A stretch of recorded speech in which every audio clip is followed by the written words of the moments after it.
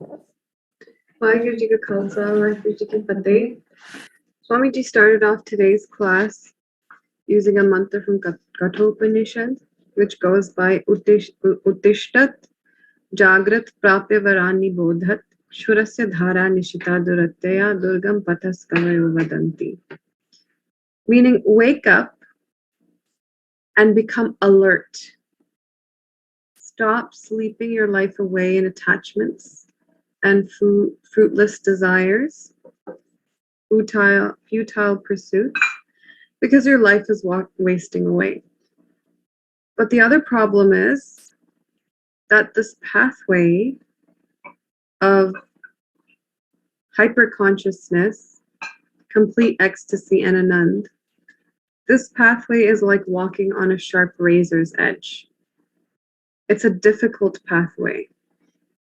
So the fact that you're wasting your life away is one thing. But even if you wake up, the pathway is difficult. So you need to use all of your energy and all of your hosh and awareness to walk this pathway carefully. Then Swamiji talked about how even though this pathway is difficult, the Guru gives the way, gives methods and techniques that makes it more attainable. But remember, one step in the right direction and the destination isn't that far away. But one step in the wrong direction and your entire life, the destination was trying to reach you and you just weren't walking towards it. So one wrong step, one wrong decision in your life can completely waste this life away. And one right decision in your life and your destination isn't very far. Then coming back to Sidh Gosht, to learn how to even ask a question from a Sant or a Mahapurush or someone who's a Brahmgyani, this we can learn from the Siddhs. When the Siddhs ask Guru Nanak Dev Ji a question, they follow up by saying, Sach kaho ardas hamari, how Sant jana bal jao. Hey Guru Nanak Dev Ji, they refer to them as a Sant, and they say that it is our humble plea, our humble request that you answer our questions, and that we are a sacrifice to the saints of the truth. So they actually refer to Guru Nanak Dev Ji with a lot of respect. Later on, they also, we'll talk about what they say later on. Sach kaho ardas hamari, how santa jana bal jao. And then the answer to this, the Siddhs are asking Guru Nanak Dev Ji, tell us about your experience and so forth. Swamiji here talked a little bit about Buddha when they were asked by the spirits of nature and by people who had seen them come out of their enlightenment, out of their samadhi, and they asked similar questions to Buddha as well. But Buddha remained silent. For many days, they remained silent. And what they were indicating was, the state I've come from, or the state that I'm in currently, is a state beyond the mind. How will I use something in the mind to explain that state? However, even the Upanishads say, still indications can be given to a pure mind. The Adhyatam Vidya Shastras, they talk about how God cannot be found through the mind, but in the next line they say, a pure mind can find God, however.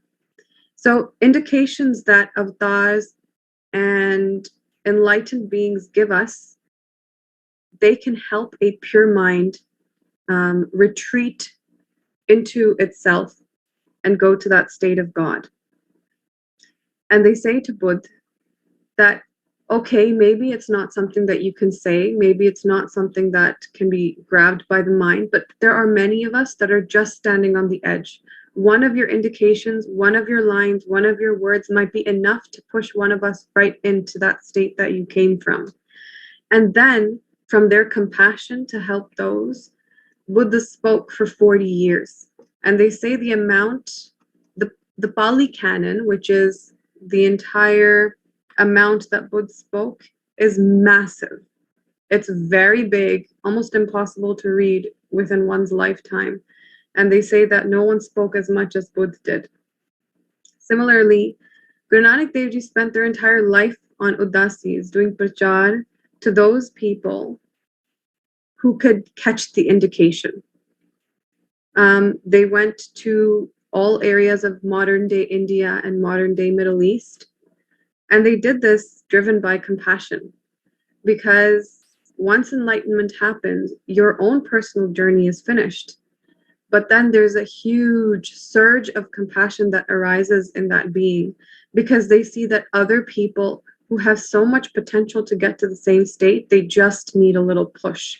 So then they spend the entire rest of their lives going and actually even taking on pain, taking on, for example, when Guru Nanak Dev Ji traveled, there wasn't any guarantee of food, there wasn't guarantee of a good stay, there wasn't the guarantee of good weather, there wasn't even the guarantee that the village they went to would even allow them to enter. But still they took on those pains because their compassion was so strong to help others. So these, yesterday we answered 4 questions. Today we're going to answer 5 that the Sidhs asked. Keh baisaho, keh rahiye bale, keh avaho, keh jaho, Nanak bole sun bairagi, kya tumhara raho. The Sidhs continue to ask. The first question is, Keh baisaho, where do you sit? What's your seat? Keh rahiye bale, where do you stay? Keh avaho, where do you come from? Keh jaho, and where do you plan on going? Nanak bole sun bairagi, kya tumhara raho. Then they ask, what is your pathway? Now this line, Nanak bole sun bairagi, because this discussion as it's being written, Sidh Gosht, is actually Guru Nanak Dev Ji reciting to Guru Angad Dev Ji or Pailana Ji what had happened in their conversations from the past. So when Nanak bole, they're saying Guru Nanak Dev Ji is telling Guru Angad Dev Ji or Pailana Ji that this is the next question that the Sidhs asked me. Kya tumhara raho? So let's answer these questions. The first question is, where do you sit? What's your asan?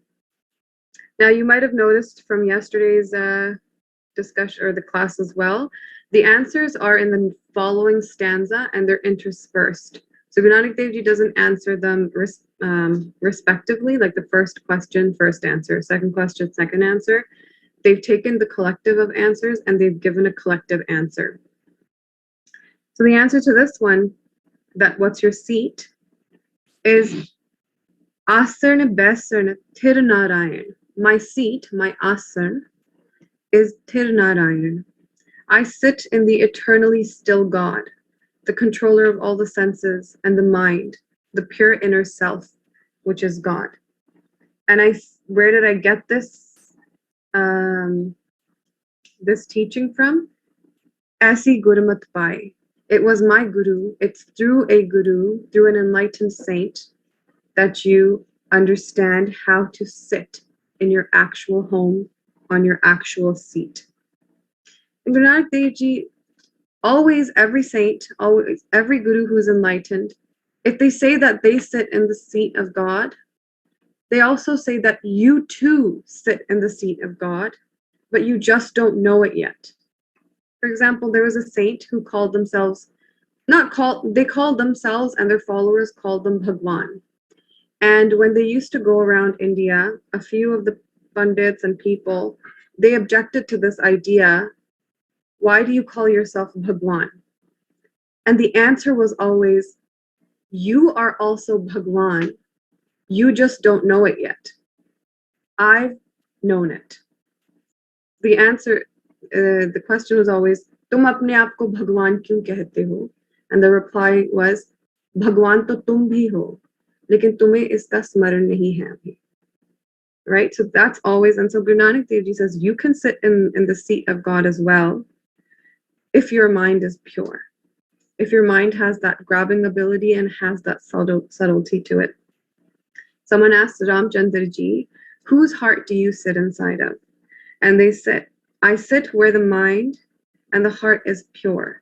What I don't like in a person and whose heart I don't sit in is a person who commits fraud, a person who is deceptive, they're thinking something else on the inside, and planning and plotting something else on the inside, but they're revealing and talking about something else on the outside.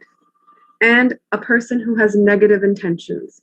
No matter how kind and sweetly you speak from the outside, if your intention on the inside is to do something negative or to cause someone pain or to hurt somebody, even under the guise of saying, oh, I'm just telling the truth. Sometimes I know a lot of people, not a lot of people, because I got good sangat around me, but some people, they'll say, I'm going to tell the truth, even if it's bitter. I get it. Some truths are bitter. But sometimes what they want to actually do is hurt the person. And they use the guise of, oh, I'm just telling the truth. In that situation, you tell the truth, but you tell the truth sweetly as possibly as you can, so that your personal intention is never to hurt the person or to push their buttons or to cause them pain or to get some momentary moment of revenge. Those intentions are bad. Not that telling the truth is bad, but the intention behind telling it matters. And then Guru Nanak Dev Ji, throughout their Sakhi and throughout their history, we learned that they didn't go to Malik Bago's place. In fact, they went to Pai Lalo's place and they stayed there for a month. Pai Lalo, pure, simple-hearted person, and Malik Bago, he was deceptive. He used to steal people's cows. He used to use slave labor and not pay them back. So he did all of those things. So Guru Nanak Dev Ji didn't go to his place. Similarly, we find a very similar story in Mahabharat, where Duryodhan prepares this huge feast, and he's the one that's leading the Kaurav side, the opposing side. He prepares this huge feast, and he wants Krishna to come over. He invites everything. And what ends up happening is Krishna doesn't end up going to Duryodhan's place. Instead, unexpectedly, he ends up showing up to Bidar's place instead. And Bidar is the son of a maid. So he's very poor, and his wife is very poor. But they didn't know that Krishna was coming to their house. Krishna was a king of their time, and they were revered by many people as Bhagwan as well. And when Krishna came to their house, they went mad. Because if a king comes to your house, you're supposed to have it prepared nicely. You have to have groceries bought, cooked food, all of that prepared, but nothing was prepared. But they were so overwhelmed and enveloped by Krishna's presence that they had like a few cots, they started to arrange those. Then what Bidar started to do was he was trying to feed Krishna a banana, and in his craziness, he would throw the inside of the banana away and feed the peel. And Krishna sat there with a smile and ate the peels.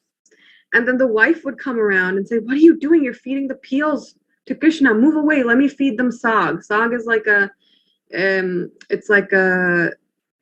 you take all greens and you mush them together and you cook them. But what she was doing was, it was kind of kacha or unripe. She was throwing away the leaves and like feeding the stems. And so both of them, crazy, completely out of their mind and enveloped, they're doing this. And Krishna's sitting there just smiling and eating, because what he cares about is the pao that Bidar has. He doesn't care about the ego that Duryodhan brings. Duryodhan he had this egoist pride where he said, I'm so rich that I've prepared this massive feast for Krishna. There's no way Krishna's seen a feast like this before. But Krishna didn't end up going there and unexpectedly end up going to Bidar's place. And here Swamiji talked about a Bhakti Sutra. So Narad Bhakti Sutra is a composition written by Narad, where in very small proses, Naradji tells about Bhakti. That's why it's called a Sutra. Sutra means that you tell a big thing in a few words. And in Narad Bhakti Sutra, they define Bhakti. They say, Param Prem Swarupa Cha. That the form of Bhakti, what is Bhakti? It's ultimate love. That's what Bhakti is. There's no other definition for it. And Bidar, the way he lives his life, he says, Nahi milti kisi ki surat teri surat se. Hum jahan mein teri tasveer liye baithe hain. That your face, nobody else's face in the world matches your face, Krishna. And yet I walk around with your photo in my heart, trying to look who. but nothing matches with you. Duryodhan then asks Krishna, why didn't you come? And then Krishna replies, Rajan kaun tumhare aave? Hey king, who comes to you? Why would someone come to you? Why would I come to you? Aso bhav bidr ko dekhyo, I've seen such an upsurge of divine emotion and divine love within Bidr's heart. Oh garib mohi bhava. Even though he's poor, he's completely gotten me. And he then talks about Kheer Samana Sag Me Paya, that even the sag that was, she was feeding me the stems, it was as sweet as kheer, or milk and rice pudding. And then they talk about all of that. And that's why we call God Garib Nivaj. He's the exalter of the poor. But poorness on the outside doesn't matter as much as how pure and subtle your heart and mind is. And keep in mind, having a pure heart's not going to make you successful in the world. That's just the truth of this world. This world that we live in requires, if you want to be ambitious and successful here, you need to be clever, you need to be a little deceptive, you need to be a little plotting and planning. But that type of personality is not successful in the spiritual realms. And the interesting thing is, you can make your way in this world, by being deceptive, and you can let the whole world know that you're a good person. The problem in the spiritual realm is it's seated very deep within you, and everything about you is known. You can't be deceptive in the realm of God, because they know where your deception is coming from. They're sitting right behind the thing that you're using to do the deception. So you can't make it through this world by being something else on the inside and being something else on the outside. It's a no-go. The second question is, Keh rahi hai bale? Where do you stay? Now here, a lot of people say, oh, look, the Sidh's called Guru Nanak Dev Ji Bale. Here, Bale doesn't mean to say, oh, you small child, we're so much greater than you. They're saying it in an endearing way, because in the previous line they've called Guru Nanak Dev Ji Sant, and in the following line they've called Guru Nanak Dev Ji a Bairagi. So in between, they're not going to be using a word in a way that's not endearing. They've said this in an endearing and loving way. And the question is, Keh rahi hai, where do you stay? And the answer Guru Nanak Dev Ji gives is Nirantar rahi hai. On my seat of the self, I stay there continuously. Now this word Nirantar appears a lot of times in many different granths. What it means is, Antar means difference, Nirantar means without difference. Antar can also mean blockage, Nirantar means without blockage. So when you translate without blockage or without difference, the word is continuously. And Guru Nanak Dev Ji responds saying, I remain in the same state, in the state of the pure self continuously. I remain in God always. I sit on my asan always. And this is your truth as well. God was with you yesterday, God is with you today, and God will be with you in all of your tomorrows. But you need to turn around and look inside. They're waiting. It's not like you're doing all of this effort and then God has to come. God is already here. You need to turn inwards. So with determination, but what happens in our lives? Swamiji gave a great example. Instead of looking inwards, what ends up happening is we come to the planet Earth with 4 days worth of life. 2 days of this life are spent desiring, and 2 days of this life are spent waiting for those desires to come true. You spent half of your life desiring things, and then you spend the other half of your lives waiting for those desires to come true. And what happens? You end up leaving empty-handed. And with resolve, really believe that yourself is God. And then the third question and the fourth question is, Keh avahu keh dahu? Where do you come from and where are you going to go? Guru Maharaj responds, how did I come here? Sahaje Ai. And actually, there's a huge technique of realization hidden in these words. Sahaje Ai means I came effortlessly. Guru Nanak Dev Ji, what they're essentially saying is, I have no karta pav. Karta pav, in some of the higher granths, karta pav is an illusion set up by Maya.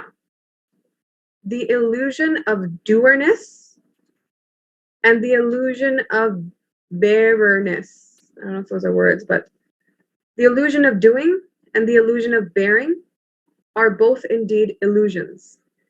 Nobody actually does anything. Nobody actually bears anything. There's a natural trajectory that works, a natural divine law that moves our lives, not us. But because we're moving with that trajectory, sometimes if that trajectory moves in the same way that our mind is moving, we end up thinking, oh, I did this. Or if the trajectory moves in a certain way, but our desires are moving in another way, we end up having an inferiority complex that says, oh, I couldn't do this. I failed. So this idea that I was super successful or I'm a super failure, both of these ideas, superiority and inferiority complexes, are illusions within Maya. Neither of those things exist, because if you're not desiring anything, then that trajectory is moving neutrally. But if you're desiring things, even though the trajectory is moving, you're going to end up putting on complexes on your own personality, on your own identity, and you're going to end up being happy, sad, ups and downs. So Guru Nanak Dev Ji is saying, Sahaje I came here effortlessly, without karta pav. Keh jaho, and then the Siddhs ask, where are you going to go? And Guru Nanak Dev Ji answers, Hukam Sidhai. Whatever natural law brought me here, wherever that natural law is going to take me, I will go. So they're saying, I have no personal desire, no personal resistance to anything. There is a divine law that is functioning. I am completely okay flowing with that law and have no personal desires or resistance whatsoever. And this is something to be known. There is an unseen trajectory that is moving the world. For you as a sadhak and for you to merge with Brahm, you need to step back and remain aloof and be a watcher. But be a very energetic watcher, not a sleepy watcher. This is Sakshi Bhav. Because the truth is, when you weren't here, the world was still happening and moving. Now that you're here, the world is still moving and happening. And when you leave, the world is still going to happen and move. And the world and this trajectory does not care about your opinion or what you want or what you don't want. This divine trajectory does its own thing. And it doesn't depend on your opinions or anything like that. So this is a great way for you to step back. Swamiji here quoted a dohra of Bhagat Maluka, who says, Ajgar kare na chakri, panchi kare na kaam. Das Maluka keh gaye sabke data ram. A crocodile never serves somebody. He doesn't do chakri. He doesn't have a job. He was not employed by anyone. And then panchi kare na kaam. And birds, they don't work for anybody. Das Maluka kahe gaye. Maluka is saying that this trajectory controlled by Ram, controlled by Vaheguru, is what's giving everybody everything. Otherwise, there's this illusion of doing and bearing. That's an illusion set up by Maya. And then the final, or so Keh Jaho, Hukam Sidhai. Wherever the natural law takes me, I will go. And right at the beginning of Guru Granth Sahib Ji and Japji Sahib, this is one of Guru Nanak Dev Ji's fundamental teachings, fundamental philosophies. Hukme andar sabko bahar hukum na koi, Nanak hukme je buddh hai, ta home kahe na koi. Without complicating it, without talking about how the illusion is set up and going into details, they've told something very big in a very small sutra. Follow the trajectory and stop saying, I did it, or I wasn't able to do it, or I wasn't able to do it. Both sides of the coin are wrong. Nanak hukume de bujhata home kahena koi. Stop even saying I in front of any of the actions because you're not doing it. There's a natural trajectory happening. Completely become someone who does not resist. And this life will take on a different type of quality for you. Finally, the question is, Kya tumhara rahu?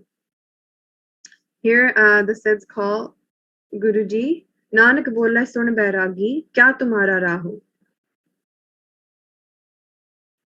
Even the Sidhs are understanding that the type of aura that Guru Nanak Dev Ji gives off is that of a bairagi. Even though they're very involved in the world, they're still very aloof. This idea of Sarvanivasi Sada Alepa is actually practically on for them. It's not an idea. They're the living embodiment of that concept.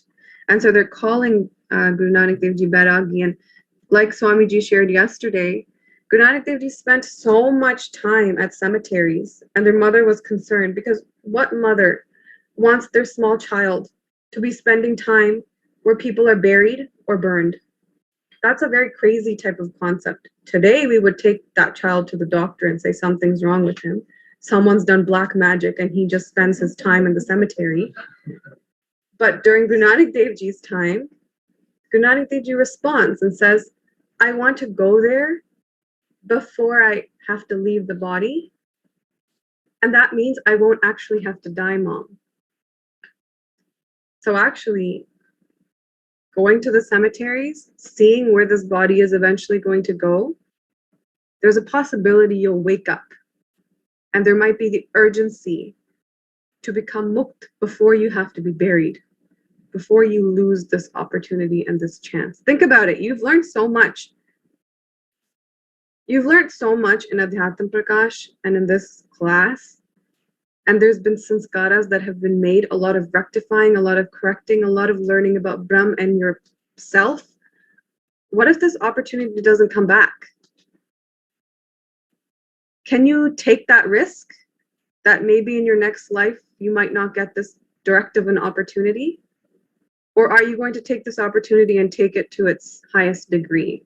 That's up to you. But this type of confluence of times is rare, right? I mean, look at our class size. It's not very big. There's only very few people that are on this pathway. And so the answer is Kya tumhara raho? The Sidhs ask, what's your path? Guru Nanak Dev Ji responds, Chal hai Satgur pai. My pathway is not of the personal mind. The pathway is of the Guru's mind. Somebody who's already arrived at the destination can give me directions for the destination. But someone who's never been to the destination, such as me, such as whoever the seeker is, has not been to the destination, how can they be giving directions to the destination? So the path is not of the unenlightened mind. The path is of the enlightened mind, the Guru's mind. This is what we call Guru Mat. And an example of Guru Mat is when Bhai Lehna Ji was a disciple of Guru Nanak Dev Ji's, Guru Nanak Dev Ji would say a lot of crazy things that seem like, okay, that's not logical. And Guru Nanak Dev Ji, for example, would say, hey, climb up this tree. They would tell everybody, climb up this tree, shake it, and laddus and fried pancakes, if you want to call them puriyan, will fall down, right? Fried pancakes, right? What else are you going to call puriyan? Will fall down. And even Guru Nanak Dev Ji's own children, such as Lakshmi Das, would be like, oh my God, Dad, what are you telling? And then Bhai Lehna Ji would start climbing, and Bhai Lakshmi Das would be like, what are you doing? Like, there's no laddu puriyan coming out of the tree. But Bhai Lehna Ji was like, I don't care. My Guru said it, so I'm going to just climb the tree and shake it. And obviously, the question then becomes, did the laddu and the fried pancake actually fall down? But I ask you, does it matter? Because that wasn't even the point of the story. The point was that Bhai Lehna Ji took the Guru's vachan and went with it. Right? And Swamiji then talked about how the Sikh places of worship, the names that we give to these places of worship is so aptly named, so well named. They're called Guru Dwara, or the door of the Guru. And they're literally saying that God, which sits inside, can only be met if you walk through the door of the Guru. Only through the Guru's teachings can you meet God. And that is why reading the Gita, reading Ramayana, reading Upanishads, reading any Brahm Vidya Granths, there's always a disclaimer at the beginning that says, this must be learnt by a Brahmneshti Brahmsrotri, by someone who's enlightened. Otherwise, if you use your own personal mind to read it, you were less confused before, you'll be more confused now. Even to the point of reading Shri Guru Granth Sahib Ji, think about the entire Bani is written by beings who are already enlightened. So then how can someone who's not enlightened interpret their Bani, interpret their words? It has to be interpreted by someone who's currently enlightened. That's the only way that it logically makes sense. And because there's actually a lot of people in their heart, they think there's a lot of contradicting statements in Gurbani, but they don't say it with their mouth because they're like, no, Gurbani can't be contradicting. It is contradicting, but there's a mystery as to why it's written that way. For example, in some areas, Guru Maharaj will talk about Pura Sab Sansar. The entire Sansar is false. Or Yeh Jag Dhuin Ka Pahar. The entire world is like a mountain of smoke. Have you ever seen a mountain of smoke? They don't actually exist, right? Go right through it. And then in other areas, they'll say, Eh jag sache ka hai roop, that the whole world is such the roop. And then they'll say, Sab Gobind hai, Sab Gobind hai. These two statements are completely opposing each other. But there's a reason why they're written that way, and there is a mystery behind. It does 100% make sense, and both of those statements are correct. But the Guru, who has been to the destination, who has seen both sides of this, can reveal the mystery of this. So Satguru is one who gives Gyan of Advait. Because the question becomes, if your pathway is of the Guru, of a Satguru, then what does this Guru do? The Guru gives Gyan of Advait. Guru Arjan Dev Ji puts it perfectly. Gyan Anjan Gurdiya, Agyan Andher Binas. Har kirpate sant petya, Nanak man pargas. The Sant or the Satguru that you're looking for here, which you only meet through the grace of God, is one that gives you Gyan to eradicate the Agyan within you. The darkness of Agyan, the darkness of ignorance, the darkness of not knowing who you are is eradicated by a Satguru. That's what their mission is. And like Swamiji was saying, have you noticed that the Siddhs have not asked Guru Nanak Dev Ji about how do we pay off our mountain's mortgage? Or how do we fix this? Or how do we do this? This is also the type of questions we should be asking when we approach a Guru as well. And then finally, the sutra that Swamiji ended off today's class with was, there's two things that are required for this pathway, this spiritual process, to be successful for you. The seeker's effort and the Guru's grace. Both of these things need to happen. If you think that the Guru's grace is enough and your personal effort, you don't need to do anything, it's not going to happen. Or if you think that I will put all my effort in and I don't need the Guru's grace, it's also not going to happen. You need both. The Guru gives you the directions, gives you exactly what needs to happen, and even as you're walking the pathway, they will help you. It's not that the Guru tells you the pathway and they're like, okay, bye, go. Even while you're walking, there's many areas that you can slip up. You might fall down and not have the courage to get back up. So then the Guru will come right by you, need to get back up.